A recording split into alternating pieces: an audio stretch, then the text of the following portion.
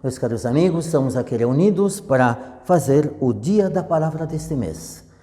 Hoje nós estamos aqui reunidos, eu estou aqui, vocês estão em sua casa, mas eu encontro muito importante a Palavra de Deus, principalmente a passagem que está hoje no nosso livro. Vamos primeiro invocar o Espírito Santo. Vinde, Espírito Santo, enchei os corações dos vossos fiéis e fazei que apreciemos retamente todas as coisas, segundo o mesmo Espírito.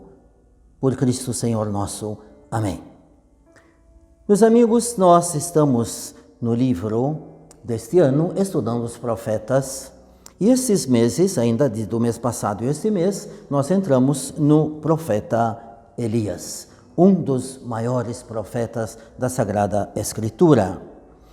Para entender melhor a passagem de hoje, que é tirada do livro capítulo 19, aliás, vocês poderão também encontrar em casa, nós vamos ler o livro, primeiro livro dos Reis, capítulo 19. Primeiro livro dos Reis, capítulo 19.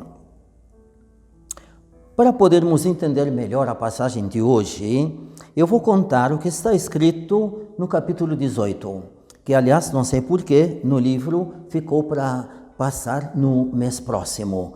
Então, o mês próximo vai ter aquilo que eu vou dizer agora, né? Tem uma passagem muito importante para entender agora o capítulo 19. No capítulo 18, nós temos um desafio. De um lado tem Acabe, o rei poderoso, mas casado com Jezabel, uma mulher estrangeira, e adorava Baal, outros deuses. E daí veio a luta entre o rei Acabe e o profeta de Deus Elias. E fazem um desafio muito bonito. Vocês leiam inteiro o capítulo 18. Então ele manda fazer uma fogueira para eles, uma fogueira para ele. E colocam ali o sacrifício, o animal, para oferecer o sacrifício. Só que não vão colocar fogo. Vão pedir a Deus que mande fogo. E o Deus que manda fogo é o verdadeiro Deus.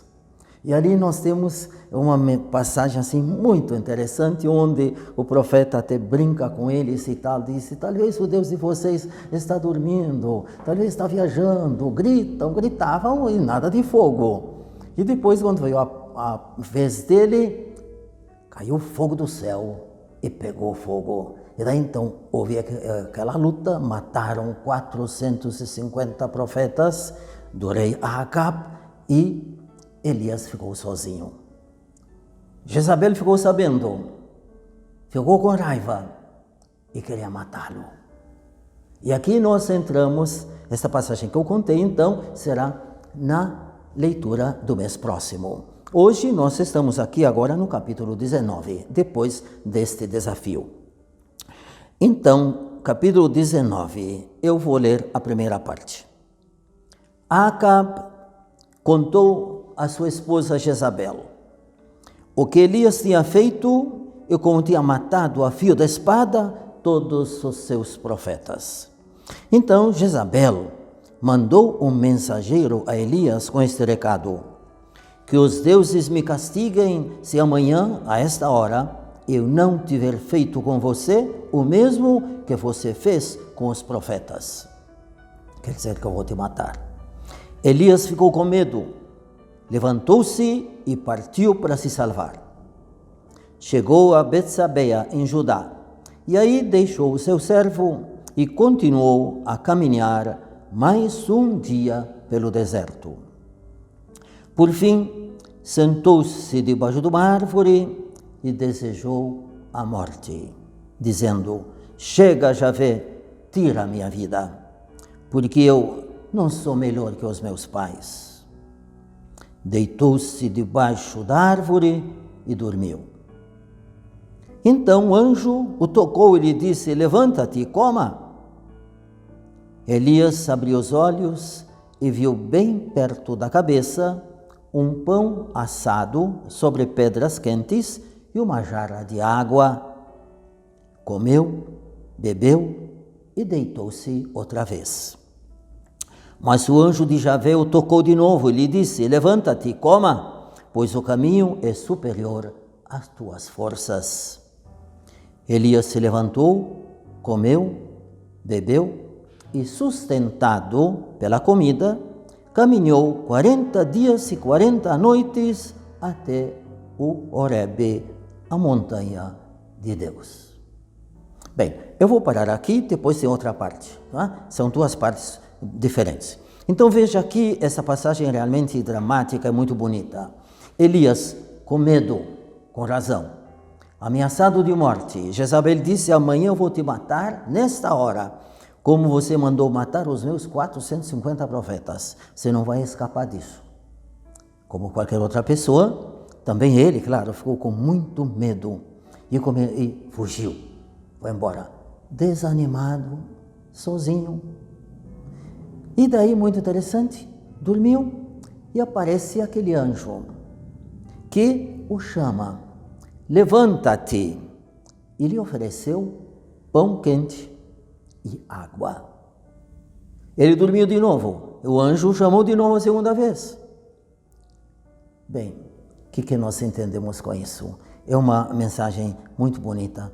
Quantas vezes nós, como Elias também, ficamos assim desanimados por vários problemas que acontecem, desejamos a morte, porque nos sentimos sozinhos, sem forças, perseguidos. Aliás, às vezes até dizemos que Deus nos deixou. Onde está Deus? Tem aquela frase muito forte, né? Onde está Deus? E assim, naquele momento, Elias, apesar de tudo, ele queria a sua morte. Desanimado. O anjo o anima: levanta-te e vai adiante. Então, em primeiro lugar, nós vemos aqui a presença de Deus, como é bonito. Vamos confiar, sim, mesmo quando tudo vai mal contra tudo aquilo que nós esperávamos. Vamos confiar. Deus sabe o que está acontecendo. Momentos difíceis todos nós passamos. Agora estamos passando também por um momento difícil. E várias vezes, principalmente as pessoas, claro, que passam pela doença e às vezes perdem algum membro da própria família, dos seus círculos de amizade e tudo mais, não é? E vem naquela pergunta: onde está Deus? Então, passamos por aquela experiência da ausência de Deus, Deus ausente. Jesus na cruz dizia: meu Deus, por que me abandonastes? Quer dizer, Jesus também passou por esse sentimento difícil, não é? Também encontramos Jesus no Horto das Oliveiras, Getsemane, quando ele disse: minha alma está triste até a morte. Passe este cálice, Senhor, sem que eu o beba. Seja feita a tua vontade e não a minha. 3 vezes Jesus fala isto. Jesus passa por essas experiências também, 3 vezes. Passa, meu Pai, este cálice, que é esse sofrimento, sem que eu o beba. E o anjo veio lá no Getsemane para confortar Jesus. Aconteceu também com Jonas, lembram? Aquele livro muito curto, mas belíssimo. Jonas também, quando Deus perdoou o povo de Nínive, ele se revoltou contra Deus. E disse: eu sabia que o Senhor ia perdoar. Agora eu não quero viver mais, eu quero morrer. Mas Deus o encorajou e ele continuou o caminho. E aqui então aparece o anjo. O anjo lhe ofereceu pão e água 2 vezes. E disse: levanta-te, come. E tem um caminho longo ainda a percorrer. Muitos dos estudiosos da Bíblia viram aqui um símbolo da própria Eucaristia. O anjo ofereceu pão e água. É o que nós temos na Sagrada Eucaristia, na missa. E então eles aplicam aqui como a Eucaristia é aquele remédio, aquela força que Deus nos oferece para nós pecadores. Felizes os convidados para a ceia do Senhor. E no Senhor, eu não sou digno que entreis na minha morada. Se eu não sou digno que te receber. Às vezes pessoas também dizem, eu não vou à Eucaristia porque eu não sou digno. Ninguém é digno. Mas Deus nos chama. E aqui então nós temos essa passagem muito bonita. Deus com o pão e água fortalece o profeta Elias para ele andar. Ele andou aqui, diz assim, 40 dias e 40 noites. Claro que também isso é simbólico, não é? É simbólico.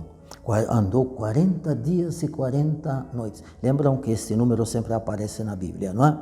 Até chegar na montanha Horeb, onde também Moisés recebeu os mandamentos de Deus lá em cima, ao encontro de Deus. Então isso nos anima. Nós que muitas vezes sim, na nossa vida, nos sentimos como Elias, como Jonas, como Jesus, esmagados, esquecidos até pelo próprio Deus. Tenhamos confiança e fé. Deus sabe e nós também devemos conhecer que Deus está conosco. Mas aí vem na segunda parte da leitura de hoje, também maravilhosa, que vai completar esta ideia. Então, Elias andou 40 dias e 40 noites e chegou na montanha Horebe. Aí então nós vamos ler no livro, agora, o versículo 9 em diante. Elias entrou na gruta da montanha e aí passou a noite. Então Javé lhe dirigiu a palavra perguntando, Elias, o que é que você está fazendo aqui?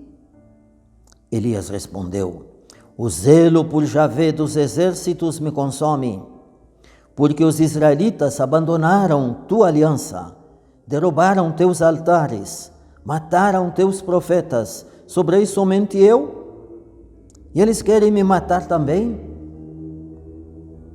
Javé lhe disse, saia e fique no alto da montanha, diante de Javé, pois Javé vai passar. Então aconteceu um furacão, que de tão violento rachava as montanhas, quebrava as rochas diante de Javé. No entanto, Javé não estava no furacão. Depois do furacão, houve um terremoto. Javé, porém, não estava no terremoto. Depois do terremoto, apareceu fogo. E Javé não estava no fogo. Depois do fogo, ouviu-se uma brisa suave. Ouvindo-a, Elias cobriu o rosto com manto.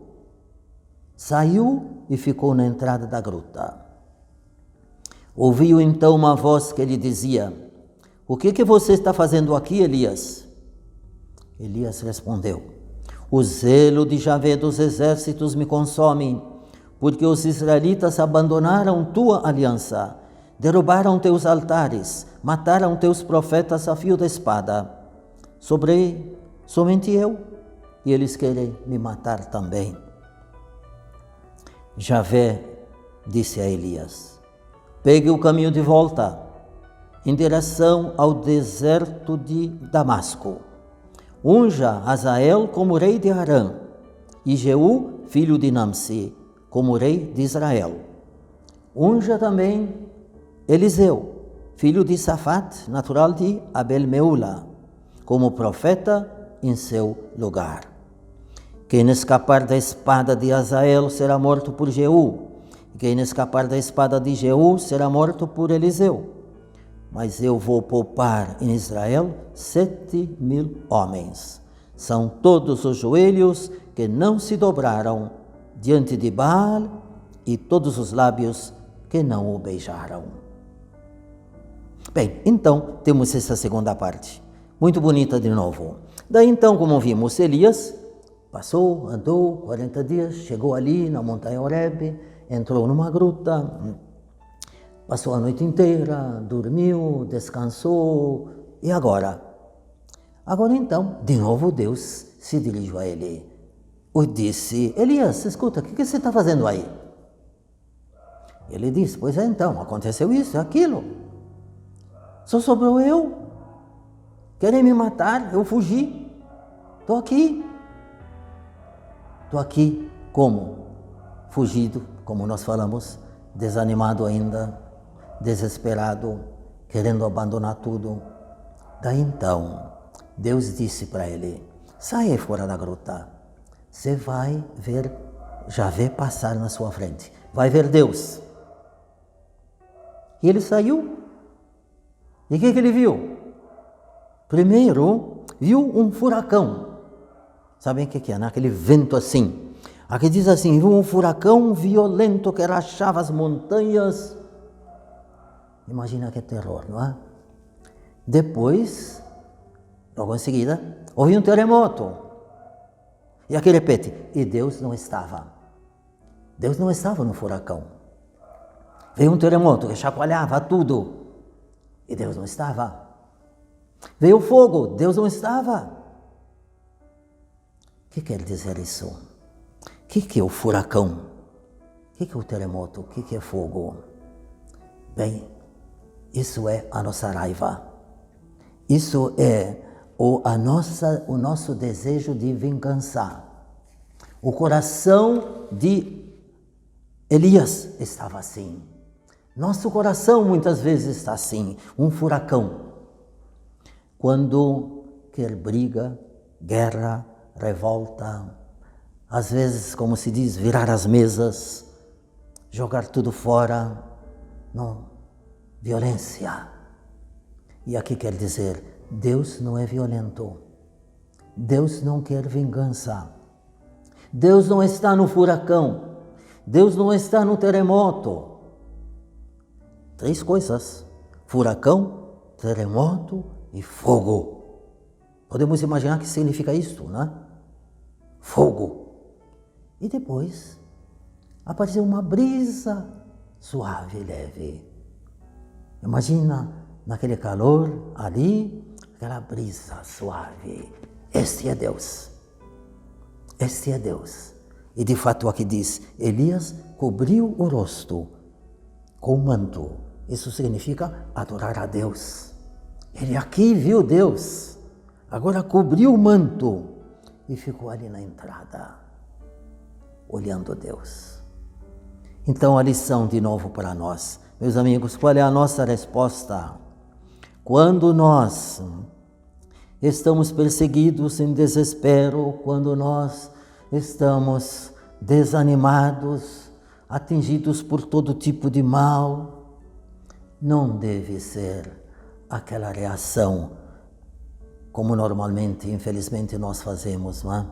De retaliação, de briga, de pagar mal com mal, como dizia até, o olho por olho, não é? Não é isso, mas procurar a calma, a paciência, o diálogo, a harmonia.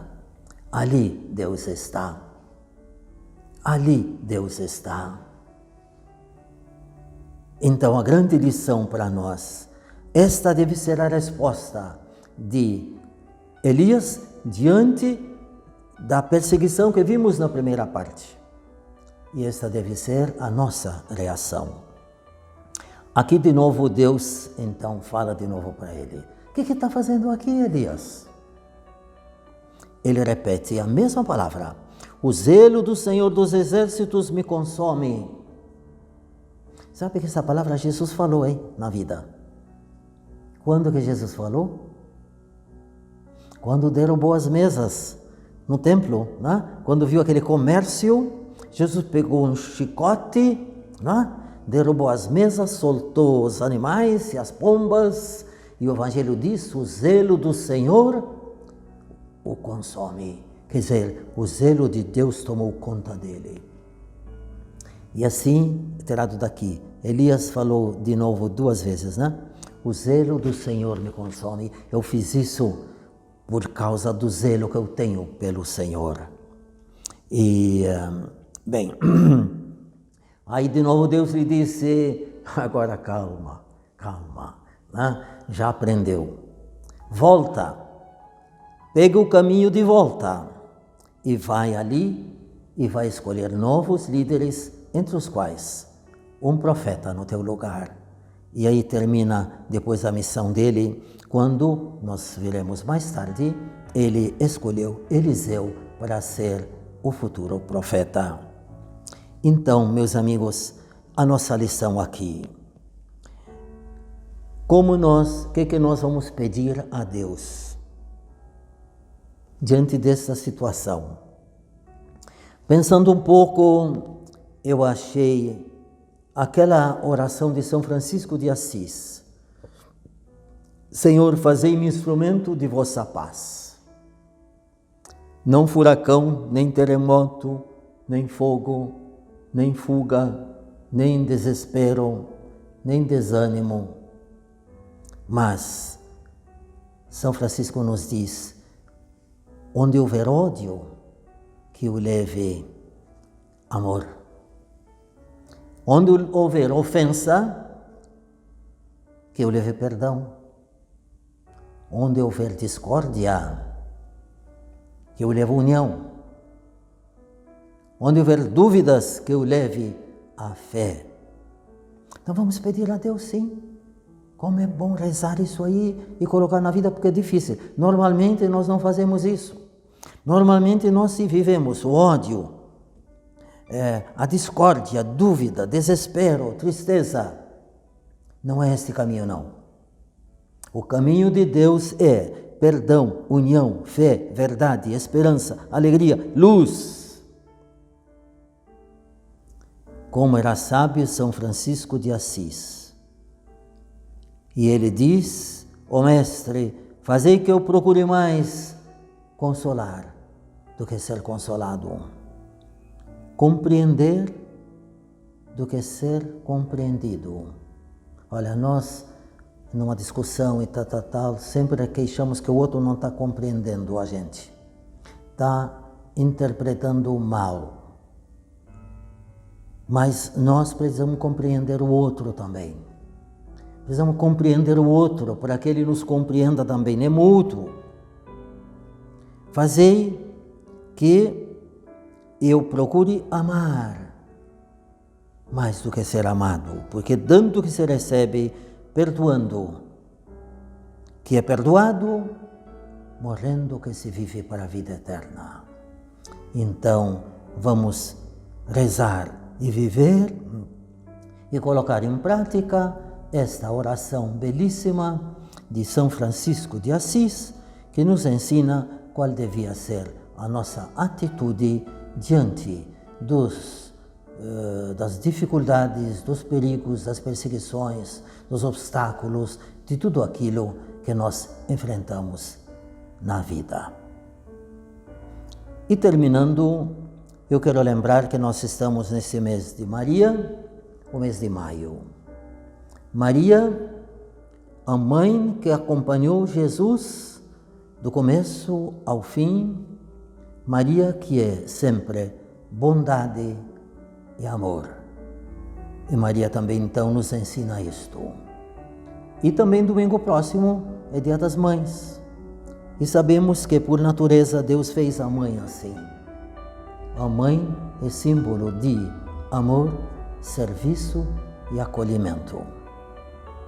Então, que Deus ilumine a todos nós, abençoe a cada um de nós, sob a proteção de Maria e principalmente também as nossas mães. Então vamos também, além da oração de São Francisco, rezar uma Ave Maria já por nossas mães. Ave Maria, cheia de graça, o Senhor é convosco. Bendita sois vós entre as mulheres, e bendito o fruto do vosso ventre, Jesus. Santa Maria, Mãe de Deus, rogai por nós, pecadores, agora e na hora de nossa morte. Amém. E pedimos a bênção a todos nós e a você, que muitas vezes está com o coração dolorido, sofrido, Que a bênção de Deus Todo-Poderoso, o Pai, Filho e Espírito Santo, desça sobre nós e permaneça para sempre. Amém. Senhor, fazei-me instrumento de vossa paz. Onde houver ódio, que eu leve o amor. Onde houver ofensa, que eu leve o perdão. Onde houver discórdia, que eu leve a união. Onde houver dúvida, que eu leve a fé. Onde houver erro, que eu leve a verdade. Onde houver desespero, que eu leve a esperança. Onde houver tristeza, que eu leve a alegria. Onde houver trevas, que eu leve a luz. Ó Mestre, fazei que eu procure mais consolar que ser consolado, compreender que ser compreendido, amar que ser amado, pois é dando que se recebe, é perdoando que se é perdoado, e é morrendo que se vive para a vida eterna.